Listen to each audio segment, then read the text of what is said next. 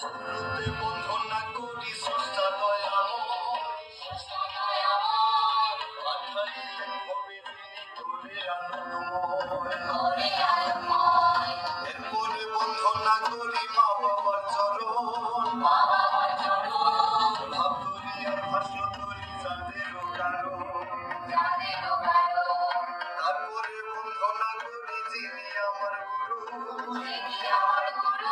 তার কাছে শেষে নেই আছে কেবল শুরু। এরপরে বন্ধন না করি পীর ফকির দরবেশ, যার দীক্ষায় ভালোবাসি মানুষ আর স্বদেশ। তারপরে বন্ধন না করি গ্রামের কৃষক চাষা, যাদের সঙ্গে আহার জন্যে মুখে মুখে ভাষা। তারপরে বন্ধন না করি চর্যা বন্ধু, আর যত বন্ধন না করি গভীর সরু। এই কথা বলিয়া আজকে সভা করলাম শুরু, ত্রুটি মার্জনা করবে বন্ধু স্বজন। প্রাচীন ভারতের নানা মত ও পথের প্রকাশ ঘটেছে আঙ্গুই বাউল দর্শনে। বাউল একটি নিজস্ব ধ্যান ধারণা তৈয়ার করতে পারছে বলে এইটা ইতিহাস কয়। নদীর যেমন বিভিন্ন শাখা প্রশাখা এক জায়গায় এসে মিলে যায়, তেমনি এই ধারায় বিভিন্ন মত ও পথ এক মোহনায় মিলেছে। মিলেমিশে থাকাটাই যে আমাদের জনম জনমের শিক্ষা। গুরু অনুমতি প্রার্থনা করছি। বলো। বাউল দর্শনে ৮৪ লক্ষ জনি পরিভ্রমণের পরে সে পায় মানব জনম। মানুষের সকল ভালো কাজ ঊর্ধ্বগমনের মধ্য দিয়ে নির্বাণের পথে এগিয়ে যায়।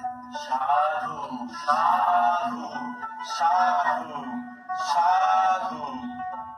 তোমরা সকলে একে একে বয়ান কইরা আমাগো এই চৌচির হওয়া তৃষ্ণার্ত হৃদয় একেবারে শীতল করে দাও হে বাউল।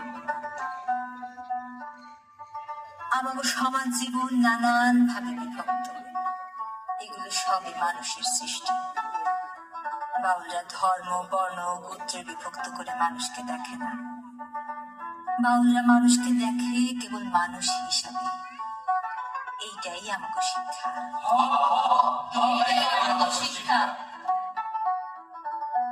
এই অঞ্চলে মানুষের মাঝে উঁচু নিচু ভেদ প্রথা সর্বপ্রথম পাওয়া যায় আর্যরা আসানোর পর।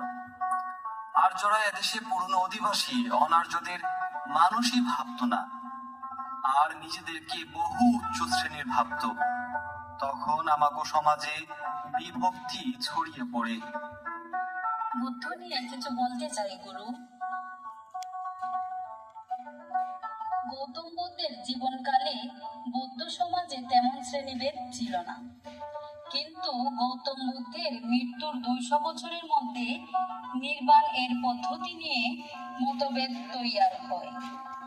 এর ফলে বৌদ্ধ ধর্ম মহাযান ও হীনযান এই দুই শাখায় প্রথমে বিভক্ত হয়ে পড়ে। সহযান ও কালচক্রযানে বিভক্ত হয়। সাধু সাধু।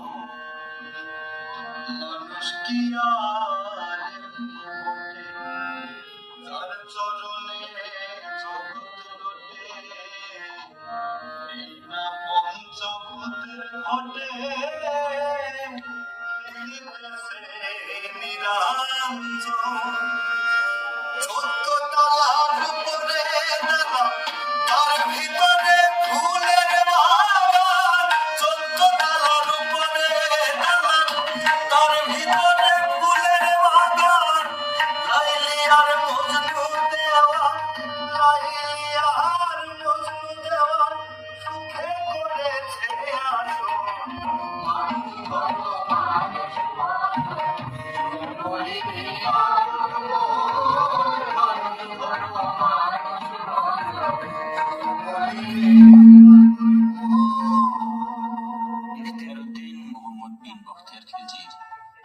বাংলা বিজয়ের পরে এই ভারতবর্ষে মুসলমানদের রাজত্ব শুরু হয়।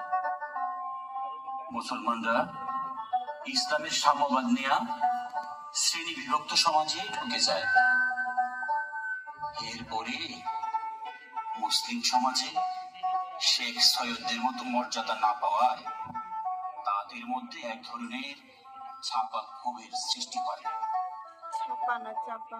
আবারও বর্ণ বৈষম্য বাড়তে থাকে।